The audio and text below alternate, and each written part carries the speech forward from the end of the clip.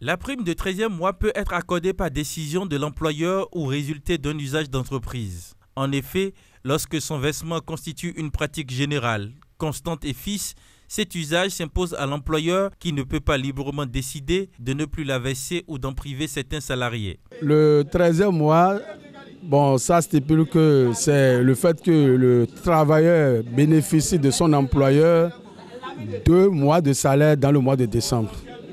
Donc, comme c'est une période qui se prépare fin d'année avec les dépenses, un employeur qui vraiment voulait susciter la volonté, motiver son travailleur peut lui accorder le 13e mois, c'est 2 mois dans le mois de décembre pour l'accompagner et ça motive, ça conduit à la fête et tout le monde est à l'aise.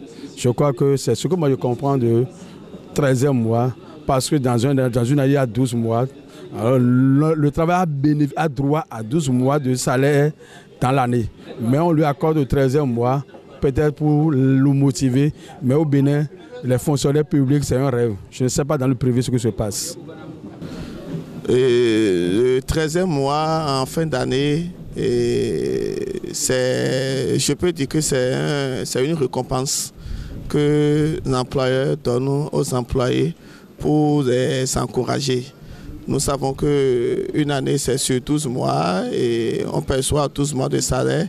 Mais en fin d'année, pour encourager les employés à se donner davantage et à bien fêter également, l'employeur décide de leur accorder un 13e mois et qui a un salaire supplémentaire.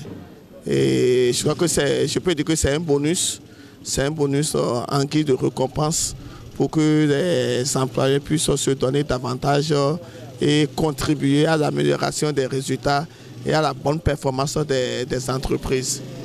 Voilà ce que... Si au Bénin, le 13e mois n'est pas ancré dans les habitudes des employeurs, tant dans le privé comme le public, les employés reconnaissent que ce sont des dépenses supplémentaires pour l'employeur qui accepte payer le 13e mois.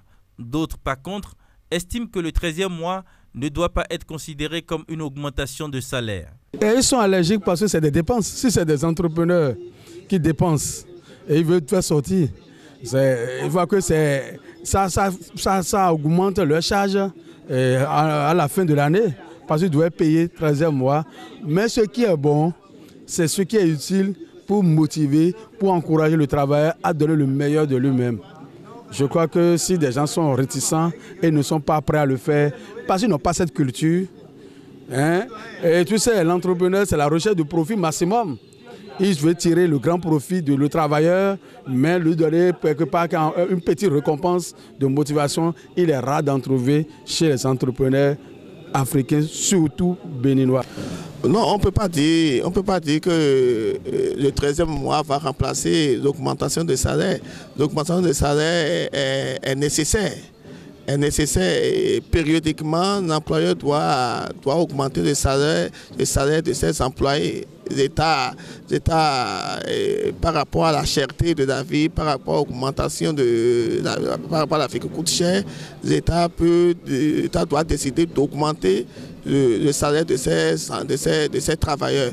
Mais cela n'empêche pas le 13e mois. Le 13e mois, comme je le disais tantôt, c'est un bonus, c'est une récompense que l'État accorde en fin d'année, pas l'État nécessairement, que l'employeur accorde en fin d'année à ses employés. Par exemple, si c'est une société privée et en fin d'année, le résultat est bon, l'employeur, le chef d'entreprise peut partager ce bénéfice-là en accordant un 13e mois à ses employés et juste pour les encourager, juste pour les inciter à se donner davantage pour le travail. Et dans le public, c'est vrai que nous n'avons pas cette habitude,